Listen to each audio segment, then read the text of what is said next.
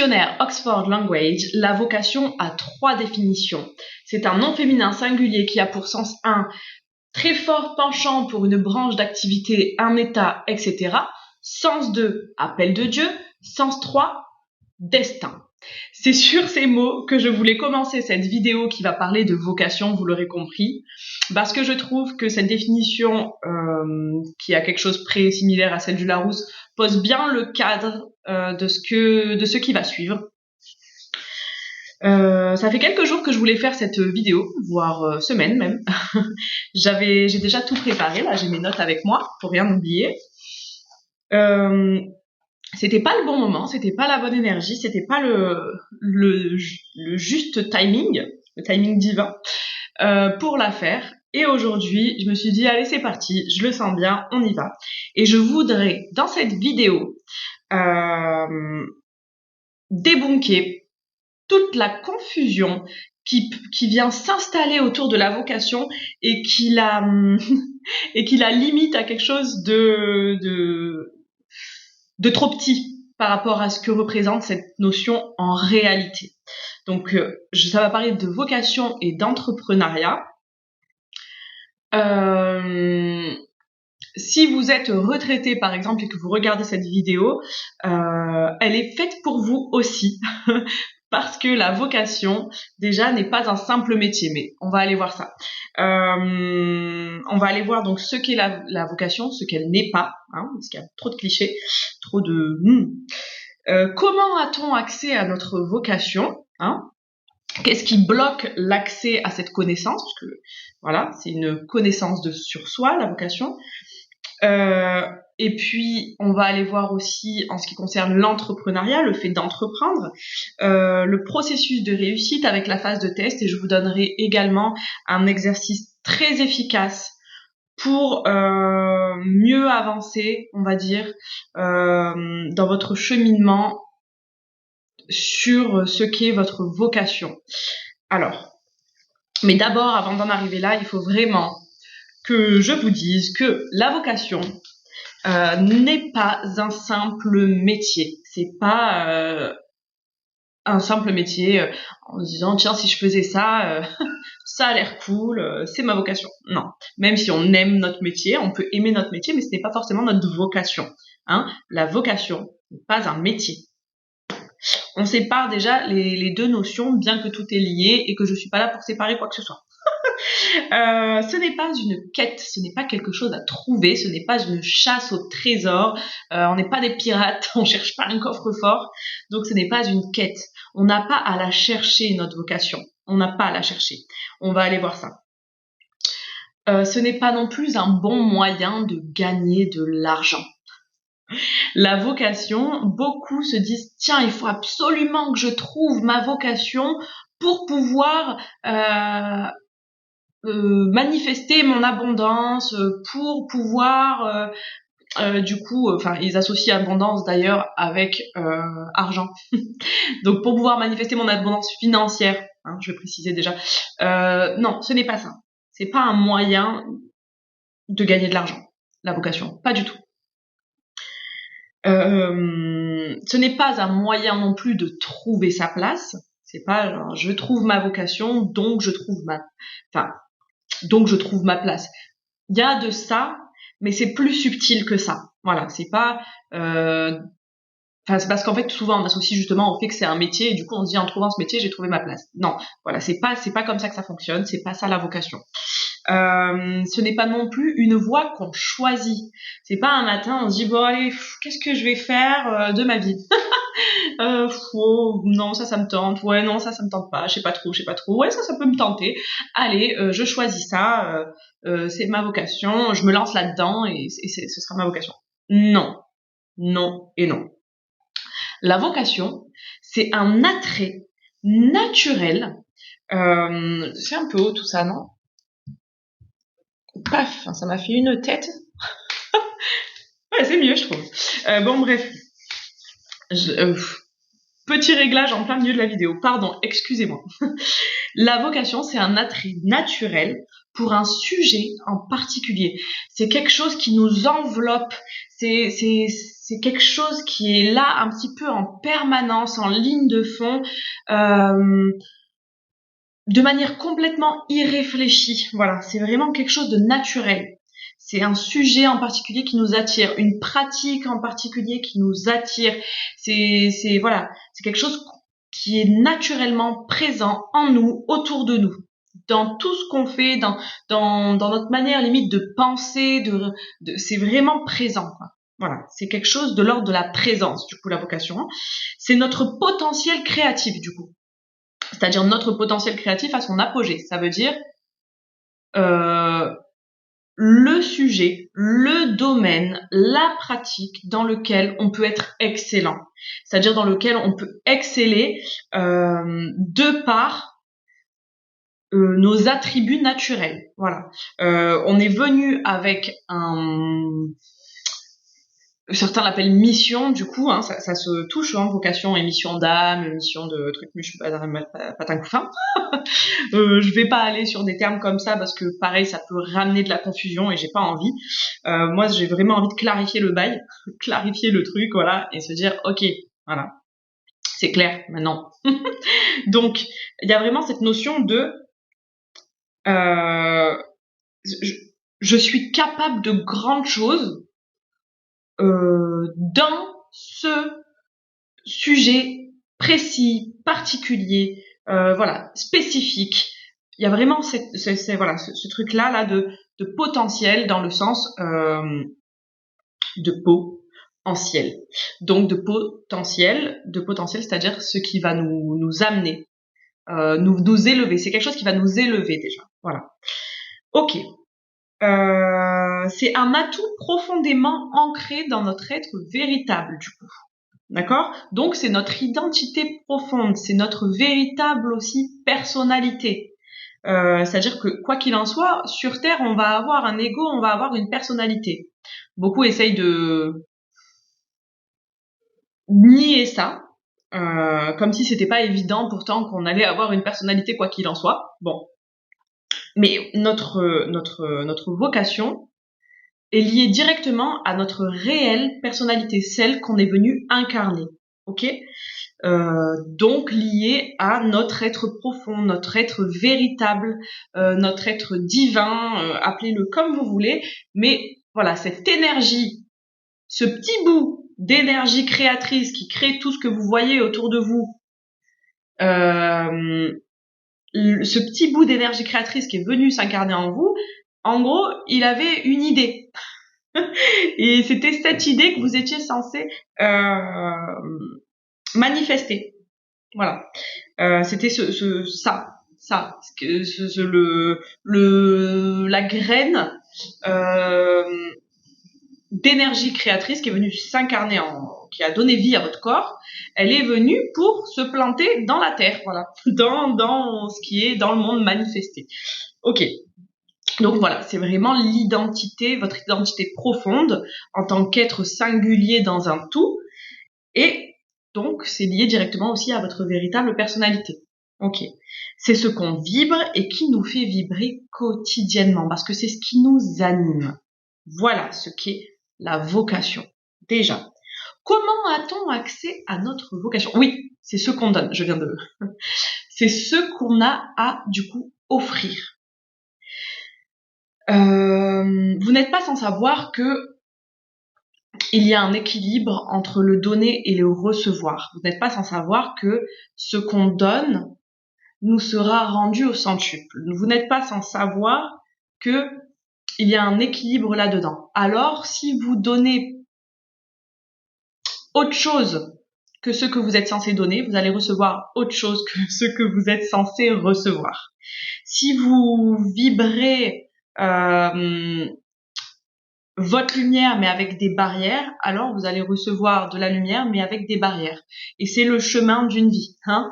Donc no stress, relax, parce que c'est pas très grave si vous n'avez pas accès à votre vocation en claquant des doigts. Ok. Bon. Comment a-t-on accès à notre vocation ?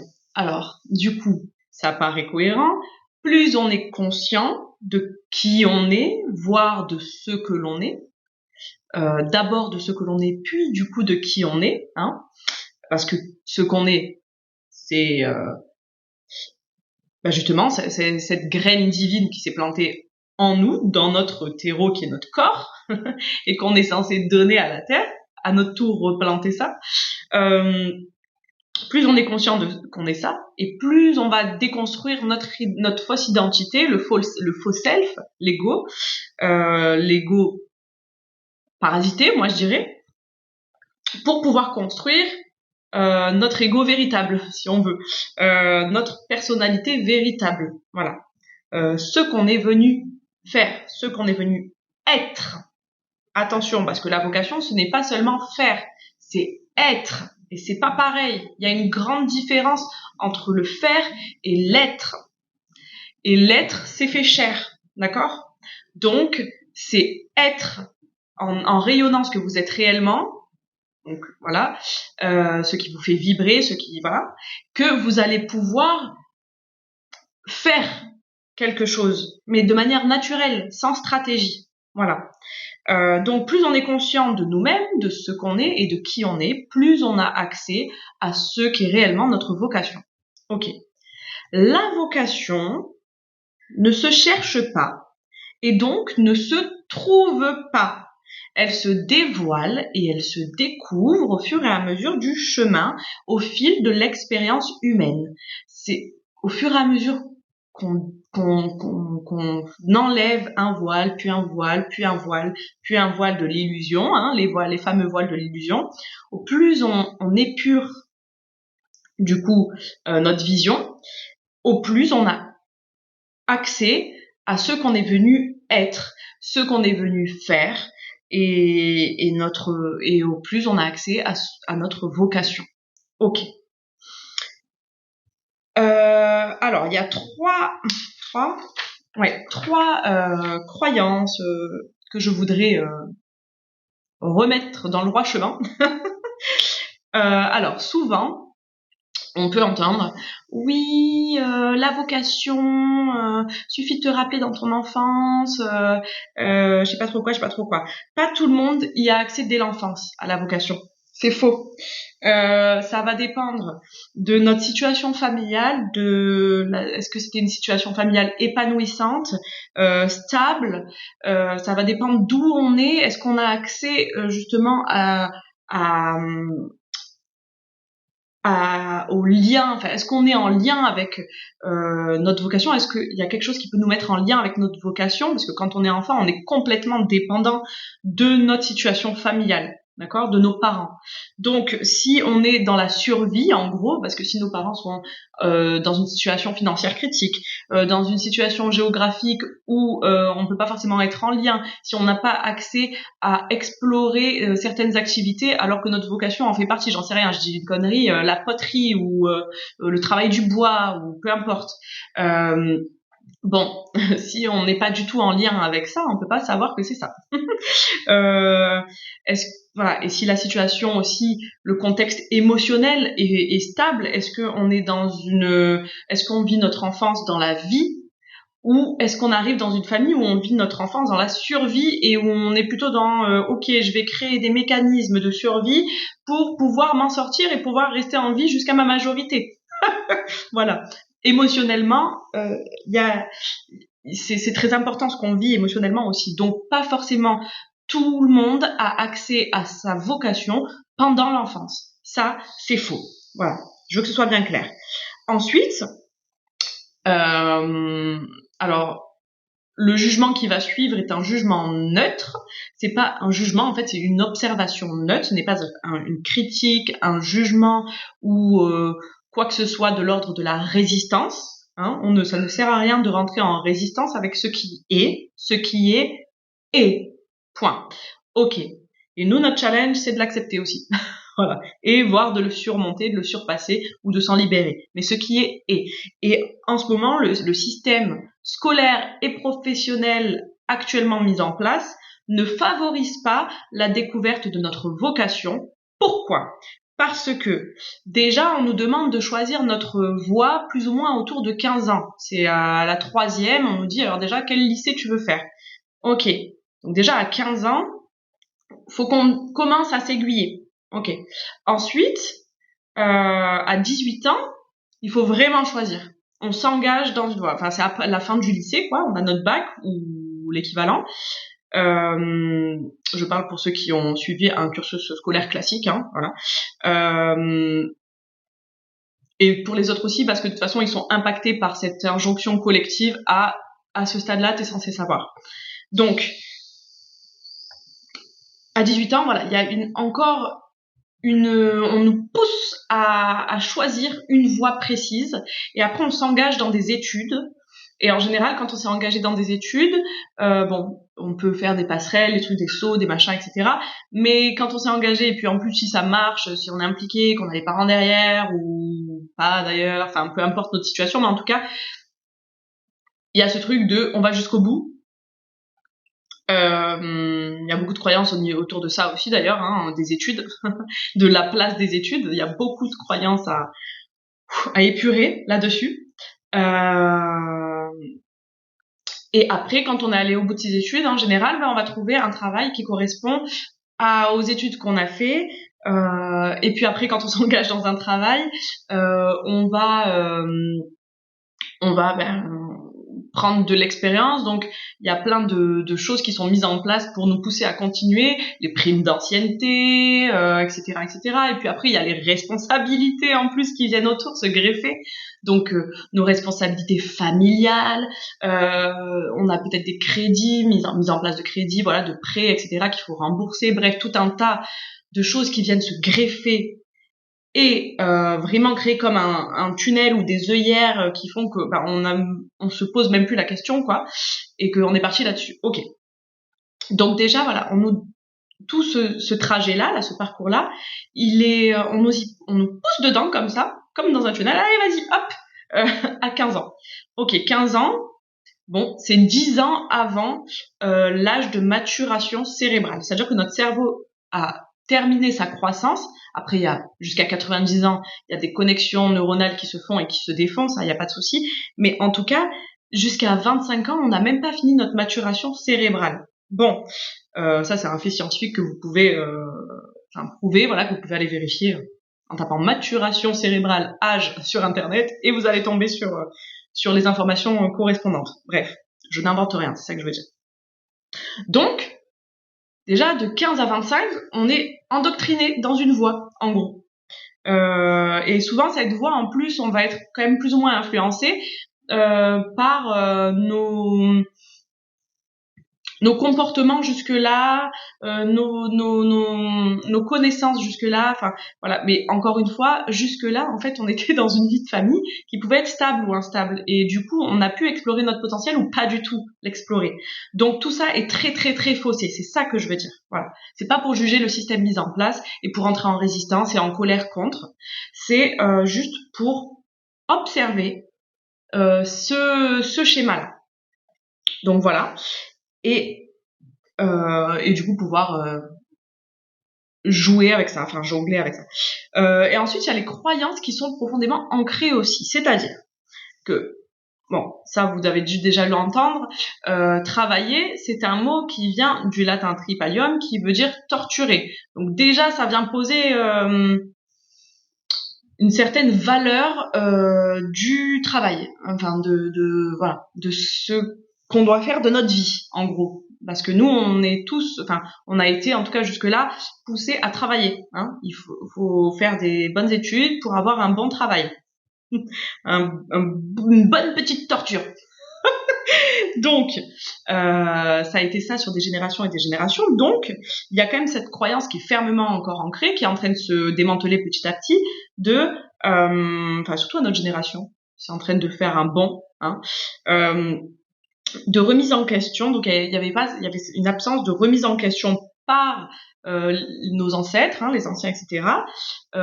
Travailler, c'était pour avoir de l'argent, c'était pas pour être épanoui. Ok, quand on regarde quand même le pourcentage de temps qu'un individu passe au travail, c'est quand même plus sympa si c'est épanouissant, hein.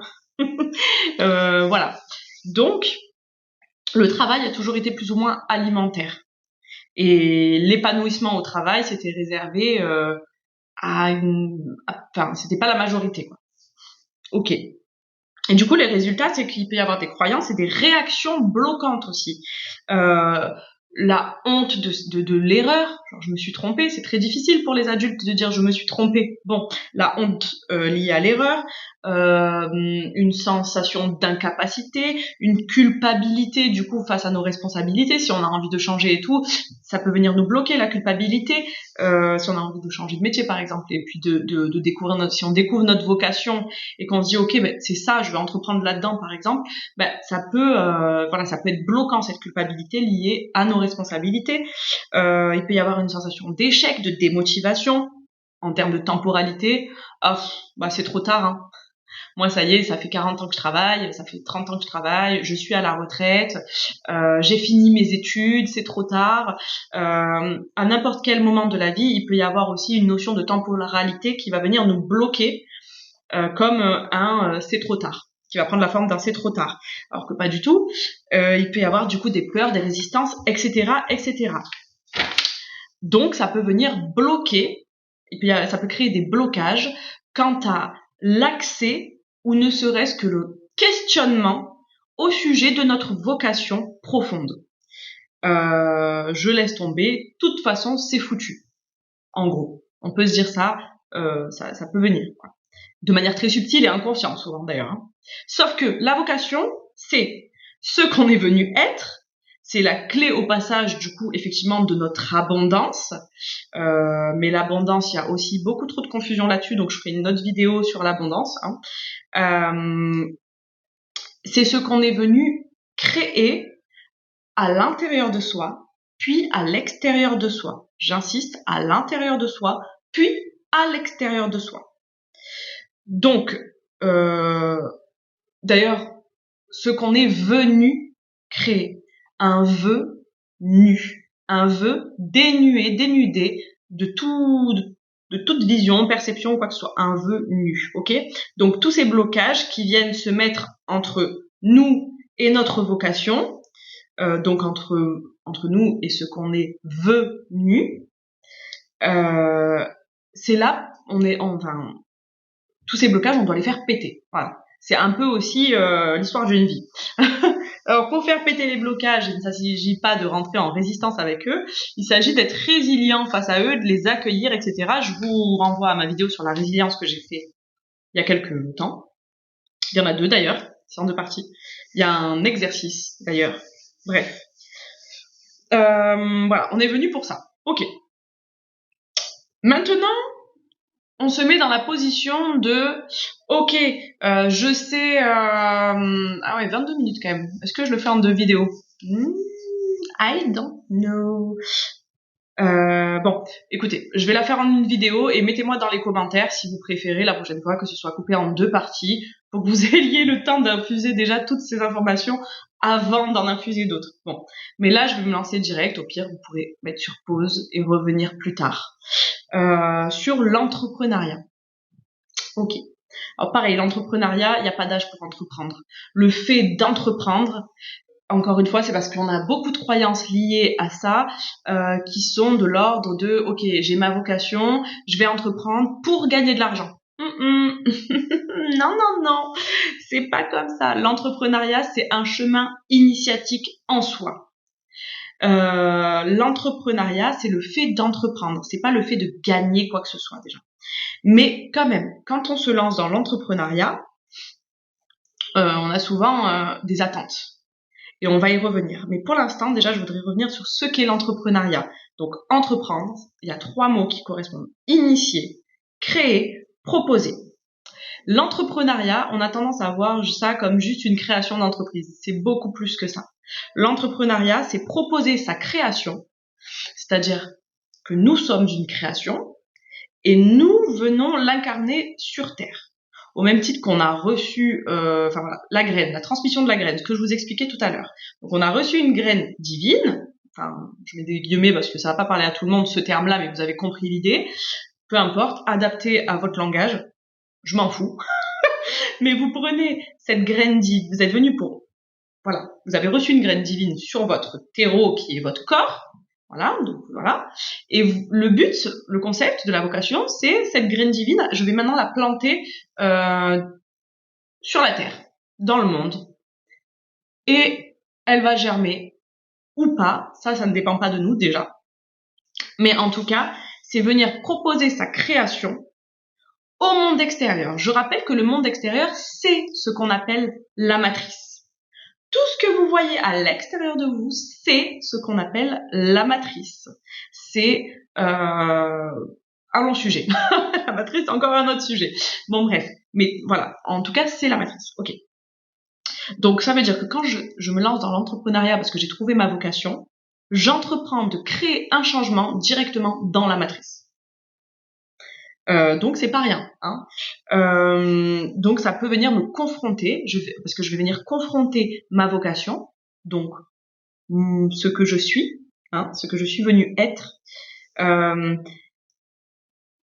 à ce que la matrice me propose d'être.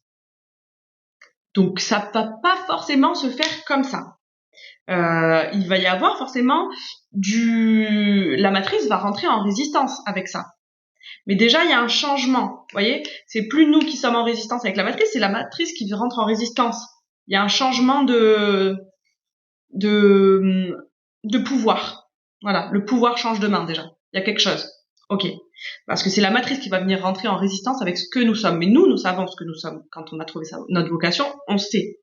Donc, ça vient rentrer en résistance. Ok. Donc c'est un chemin de vulnérabilité parce que on va certainement, qui demande d'être bien ancré. Hein, j'insiste là-dessus, je l'ai noté. Je veux rien oublier, c'est pour ça que je lis beaucoup mes notes. Donc chemin de vulnérabilité qui demande d'être bien ancré, comme un arbre solide.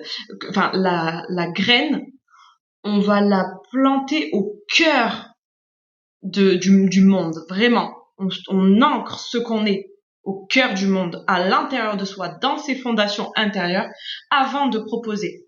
Parce que quand on va proposer et qu'on va commencer à pousser, comme un arbre qui commence à pousser, avant qu'il soit solide, il va être confronté au vent, aux perturbations météorologiques, à la neige, au froid, au gel, à la canicule, etc., etc. Et pour nous, en tant qu'être humain, qu'est-ce que ça va concrètement donné, on va être confronté, pareil, à la comparaison, à la critique, au rejet, à la moquerie. On peut être dénigré. Il peut se passer beaucoup de choses. Comme ça peut être très très calme aussi. Là, à ce moment-là, il faut être méga résilient. Encore une fois, je vous invite à aller voir mes vidéos sur la résilience. Et il faut faire preuve de beaucoup de discernement. Parce qu'il y a aussi beaucoup d'injonctions qui nous poussent à penser que la loi d'attraction, tout ça, elle a été vachement détournée et manipulée. Ok, d'ailleurs, c'est pour ça que j'ai reçu ça. Je vais chercher mes petites notes, parce que là, j'avais reçu quelque chose à ce sujet-là. Je comptais en faire un post à part, peut-être un short ou je ne sais trop quoi. Pardon pour le bruit, peut-être. J'ai reçu ça, c'est où? Ah oui. Fin de l'utilisation détournée de la loi d'attraction. C'est-à-dire que la loi d'attraction, elle a été, sa définition, elle a été entourloupée, elle a été déformée, voilà, distordue, pour nous amener à penser, avec le développement personnel notamment, pour nous amener à penser que on attire ce que l'on vibre et que on est responsable d'absolument tout ce qui vient sur tout ce qui nous revient. Alors oui, il y a une part de responsabilité effectivement, mais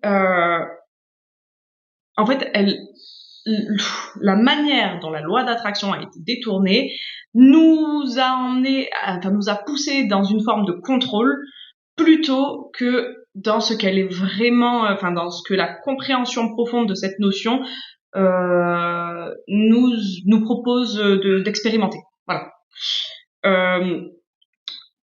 Donc ça a pris la forme de pour manifester quelque chose, il suffit de le vouloir et d'y croire et de s'auto-persuader, je sais pas trop quoi, nanana. Wrong, faux.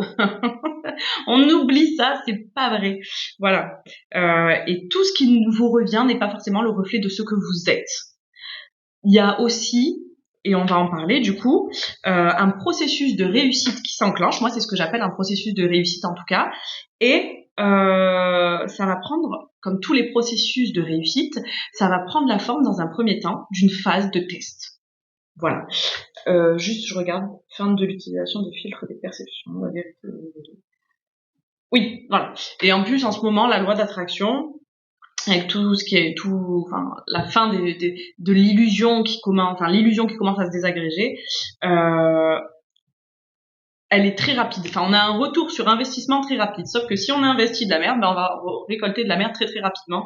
Et il n'y a plus vraiment ce moyen de biaiser avec cette fameuse loi d'attraction. Et voilà. Il y a vraiment cette notion de retour à la vérité, même là-dessus. Donc, il est grand temps d'être honnête avec soi-même et d'ouvrir les yeux sur ce qu'il vous est proposé et demander de voir et de conscientiser. Bon, je ferme la parenthèse sur la loi d'attraction, mais je reviens sur le processus de réussite. Je sais, c'est très chargé en informations, là, cette vidéo. C'est peut-être pour ça que j'avais pas pu la faire avant, d'ailleurs. C'est tellement de choses à recevoir que je n'avais pas l'énergie de vous transmettre les choses comme ça. Bref. Du coup, je voulais absolument le faire. Les 2 dernières vidéos, déjà. Et autre chose était venue. Bref. Donc, qu'est-ce que c'est ce processus de réussite et qu'est-ce qui se passe? Donc, ok, donc j'ai trouvé ma vocation, j'ai compris la graine, j'ai conscientisé quelle graine était venue s'incarner en moi, j'ai conscientisé donc quelle graine je devais remettre dans le monde, à mon tour planter du coup. J'ai compris quel maillon de la chaîne j'étais en gros, et là maintenant, du coup, ça y est, j'ai bien intégré ça, je suis solide là-dedans, je sais ce qu'est ma vocation, j'entreprends et je suis prête à aller planter la graine dans le monde. Qu'est-ce qui va se passer? Processus de réussite enclenché. Donc, phase de test, forcément.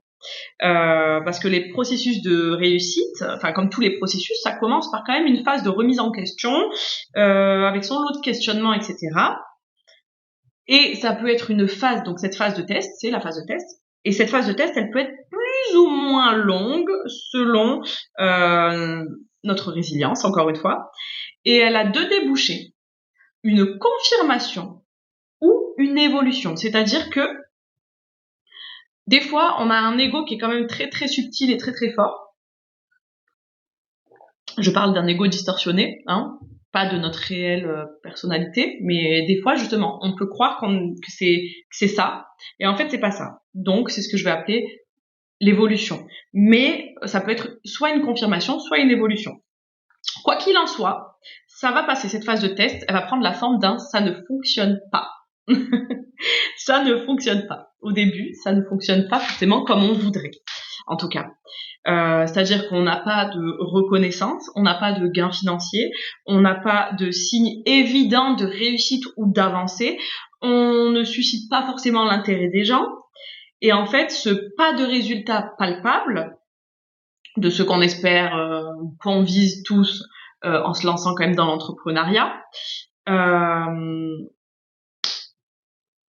c'est un peu, enfin voilà, tout ce qui n'est... Ah, pardon, excusez-moi. Parce qu'en fait, j'ai une autre information qui est venue, et du coup, ça a bloqué la fluidité, mais du coup, je vais partager l'information qui vient de m'être reçue. Si ça ne fonctionne pas, c'est justement parce qu'on les attend encore, voilà. La reconnaissance, les gains financiers, les signes évidents de réussite ou d'avancée, le fait qu'on ne suscite pas l'intérêt des gens, donc susciter l'intérêt des gens, voilà. Il y a une forme d'attente. S'il y a une forme d'attente, ça vient déjà questionner à quel point c'est ancré en nous en fait.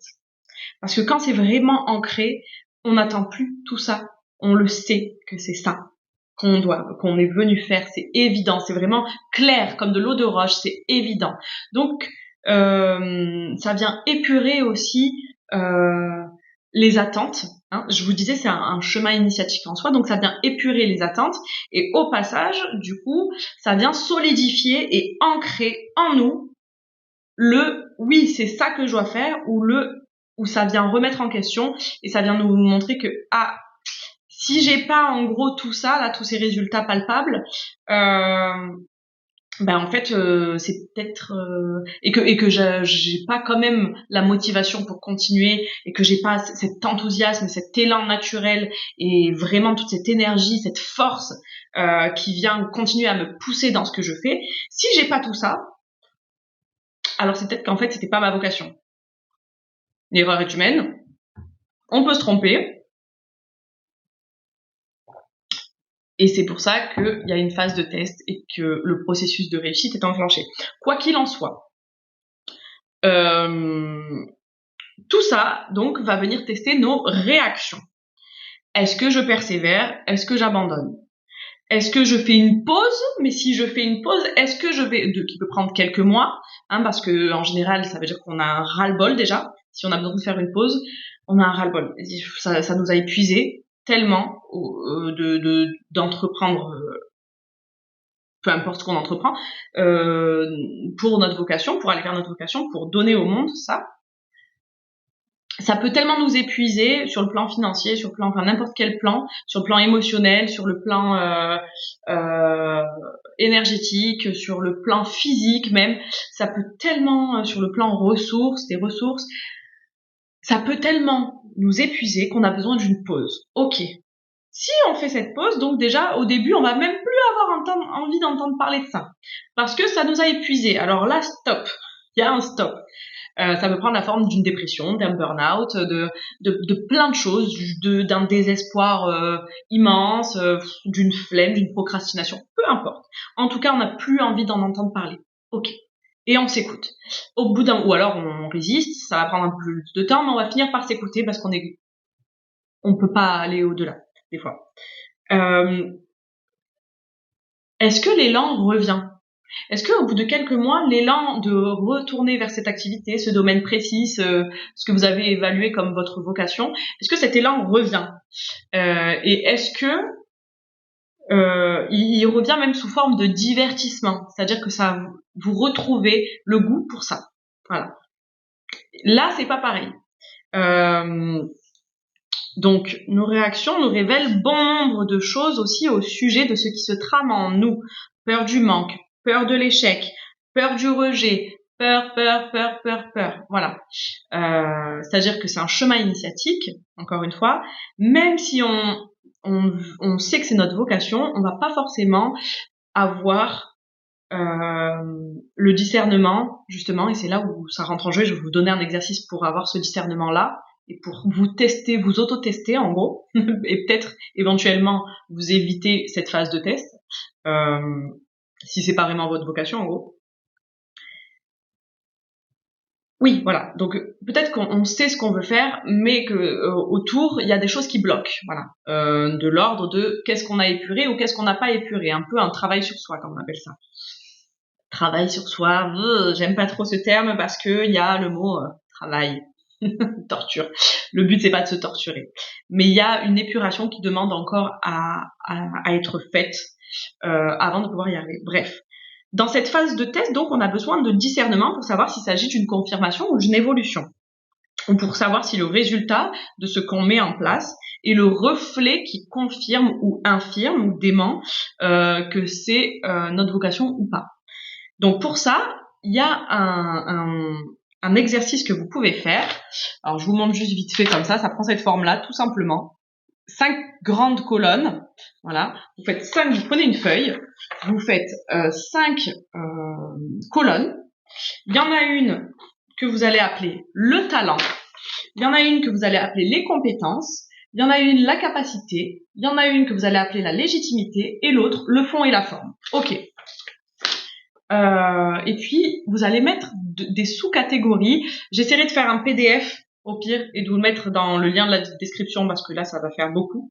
Mais en gros, je vais vous montrer ce que c'est l'exercice et puis je vous ferai un PDF que je vous mettrai en description, peut-être un lien, enfin je vais voir comment je fais, pour que vous puissiez le faire tout seul à la maison, tranquille, peinard. Dans le talent, il y a l'amour et la facilité. Ça, déjà, il s'agit, juste avec cette colonne, vous pouvez savoir s'il s'agit de votre vocation ou pas. C'est-à-dire que si c'est votre vocation, c'est-à-dire que vous avez de la facilité pour faire pour le sujet, voilà, en question, vous avez de la facilité à faire les choses. Non pas que la matrice va pas rentrer en résistance, mais vous, quand vous le faites de manière divertissante et tout, quand vous, voilà, sans enjeu, vous avez de la facilité à le faire. Et d'ailleurs, vous le faites quotidiennement. Et il y a de l'amour. Il y a de l'amour. C'est-à-dire que s'il n'y a pas l'amour, je vous rappelle que dans amour, il y a le mot âme. L'âme, c'est justement cette graine divine qui est venue s'incarner dans notre corps. C'est ce qu'on est, justement. Donc, s'il n'y a pas l'amour, alors ce n'est pas la vocation. Voilà. Déjà, il y a ça. Ensuite, il y a les compétences. Donc, vous faites la liste des compétences requises pour et nécessaires à l'activité en question. Donc là, je parle quand on fait de l'entrepreneuriat. Hein. Et puis après, vous cochez les cases pour voir si vous avez toutes les compétences. Si vous manque des compétences, c'est peut-être juste une question de formation aussi, d'acquis théorique ou pratique à mettre en place pour que cette phase de test, vient vous révéler peut-être juste ça. Il vous manque des compétences. C'est-à-dire qu'on peut avoir le talent, mais pas les compétences, ou les compétences, mais pas le talent. Attention. Par exemple, j'ai fait une formation pour devenir guérisseur, je dis ça comme ça. Donc j'ai tous les acquis théoriques, etc. Et puis même quand je pratique, je vois qu'il y a des résultats, etc. Mais quand je fais mes entraînements et que je reste 20 minutes sur une plante comme ça à la guérir, enfin à la magnétiser, quand je fais mes exercices d'entraînement de magnétiseur, en fait ça me gonfle. Alors dans ce cas-là, vous avez peut-être les compétences mais pas le talent, parce qu'il n'y a pas l'amour. Ou inversement, vous avez peut-être le talent mais pas les compétences, c'est-à-dire par exemple on va prendre le même exemple, mais ça peut être dans tous les domaines, hein, absolument tous les domaines. Alors on va prendre un autre exemple du coup. Par exemple, le talent. Depuis petit, j'adore sculpter des morceaux de bois, etc. Blablabla. Et là, du coup, j'ai envie d'entreprendre ça parce que quand je le fais, il y a de l'amour et en plus c'est facile pour moi. J'adore, je peux passer des heures, etc. Oui, mais si on te demande de faire un bateau, par exemple en bois, est-ce que tu vas réussir à le sculpter? Donc peut-être qu'il manque des compétences. Voilà, pour bien discerner talent et compétences. Ensuite, il y a la capacité. Capacité, donc ça peut être temporelle, financière, géographique, familiale, énergétique. Souvent, elle est oubliée celle-là. Donc, c'est-à-dire santé physique et mentale, l'énergie physique et l'énergie mentale de mettre en place le projet. Logistique, équipe, locaux, etc. Si c'est dans cette colonne, la colonne de la capacité, où vous ne cochez pas toutes les cases, alors c'est peut-être juste une histoire de timing divin, tout simplement. C'est pas encore le bon moment et ne cherchez pas à savoir pourquoi et à contrôler ça parce que vous n'aurez pas la réponse à ça. Voilà, vous n'êtes pas, vous n'avez pas forcément connaissance du plan divin en règle générale, donc ça ne sert à rien d'aller essayer de trouver la réponse. Mais pourquoi c'est pas le bon moment? C'est pas le bon moment parce que c'est pas le bon moment. Voilà. Enfin, comme un enfant qui ne comprend pas, par exemple, quand son parent lui dit tu veux un bonbon, d'accord, si tu veux, t'en auras un, j'en sais pas, je saurai un demain à 16h, parce que là, il est 21h30 et que c'est plus du tout l'heure de manger des bonbons. Alors, il peut le comprendre, mais il va pas vraiment comprendre profondément pourquoi, parce qu'il n'a pas toute la capacité de comprendre. Bon, et ben c'est pareil. C'est pareil avec papa. Donc, c'est une histoire de timing divin, et là, encore une fois, je vous renvoie à ma vidéo sur la résilience, pour que ce soit plus simple et que ce soit plus rapide aussi. C'est la seule manière d'impacter. Après, ça peut être aussi une question, et là c'est un peu plus subtil, de légitimité. C'est-à-dire que vous avez beau vous investir, etc., vous ne reconnaissez pas votre talent, votre compétence, votre mérite, votre valeur, votre investissement, votre implication, votre travail et votre don, c'est-à-dire ne reconnaissez pas que vous avez reçu. Vous ne reconnaissez pas cette graine que vous avez reçue et que vous devez donner. Voilà. Et ça, c'est de l'ordre des croyances, et bien sûr que ça se fait péter, les croyances. D'ailleurs, je m'appelle Léa Boukatmi, je suis coach intuitive. Si vous avez besoin d'un accompagnement, n'hésitez pas, il y aura mon adresse mail dans la description. Ou alors sur ma page, il y a 2 liens, il y a mon compte Insta, et mon compte Facebook aussi, je crois, enfin ma page Facebook, mais elle est vide, j'ai rien mis dessus pour l'instant. Mais il y a mon compte Insta, et vous pouvez m'écrire directement sur Instagram. Voilà. Et ça, c'est de l'ordre du coup des croyances, et ça se fait péter. Et il y a aussi, du coup, dans la dernière colonne, le fond et la forme. C'est-à-dire que j'aime le fond, le sujet, le domaine, le secteur, donc ce que j'exploite, hein, la matière, qu'elle soit d'ordre intellectuel ou physique que j'exploite. Et il y a la forme. Est-ce que j'aime la forme? Le lieu, la manière, pour qui, comment je l'exploite. Les deux ensemble forment une complétude qui va vous amener vers un épanouissement. Mais si vous cochez pas les 2 cases, alors il y a quelque chose à modifier. C'est peut-être votre vocation, mais il y a quelque chose à modifier. C'est-à-dire que on peut aimer, par exemple, je suis enseignant de philosophie.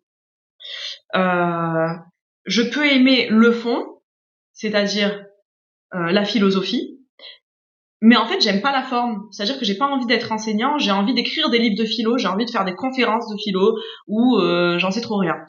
De créer des poèmes de philo, j'en sais rien. Peu importe. Et ça peut être l'inverse aussi. Je suis enseignante de philo, j'aime enseigner, donc j'aime la forme. Par contre, en fait, j'aime pas trop la philo, je préférerais enseigner l'art dramatique, enfin le théâtre dramatique, j'en sais rien, enfin, voilà, ou les mathématiques, peu importe, on s'en fout. La littérature. Ok, voilà.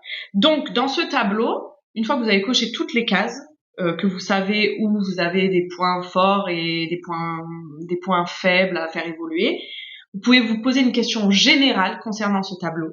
C'est, est-ce que tout ça a du sens pour moi? Et j'insiste sur le pour moi. C'est pas est-ce que tout ça a du sens pour la société? Est-ce que tout ça a du sens pour mes parents, pour ma famille, pour ma fratrie, mes enfants? Est-ce que tout ça a du sens pour mon environnement familial? Est-ce que tout ça a du sens pour mon porte-monnaie? Est-ce que tout ça a du sens? Est-ce que tout ça a du sens? C'est pas ça. C'est pas tout ça. C'est est-ce que ça a du sens pour moi? C'est-à-dire moi quand je le fais, je me sens en osmose. Alors ça a du sens. Parce que ce qui vous est demandé d'être et de faire, c'est l'amour. Alors je suis pas en train de dire allez faire l'amour partout. Ce que je suis en train de dire, c'est vous êtes censé vibrer l'amour et planter l'amour. Donc si vraiment, enfin le truc principal, c'est l'amour. Qu'est-ce qui a du sens en fonction de votre amour propre, et après votre amour pour le monde, mais déjà votre amour propre. Qu'est-ce qui vous nourrit, qu'est-ce qui vous fait vibrer? Est-ce que tout ça a du sens? Voilà. Alors je m'attendais pas à faire une vidéo aussi longue. Je vous remercie d'avoir visionné jusque-là, vraiment. Votre présence compte énormément pour moi. Vous êtes les signes palpables, comme je disais, que je n'attendais plus parce que j'avais pas besoin de les attendre, j'avais bien compris ça, mais vous êtes du coup la reconnaissance qui me met en joie aussi. Vous êtes le signe évident de ma réussite et de mes avancées. Vous êtes l'intérêt de tout ça. Donc vraiment merci de votre présence, et je vous appelle à soutenir mon travail et en le partageant. Vous pouvez le partager en cliquant sur la petite flèche là, en likant, en vous abonnant, et vous pouvez activer la petite cloche pour être informé des prochaines vidéos.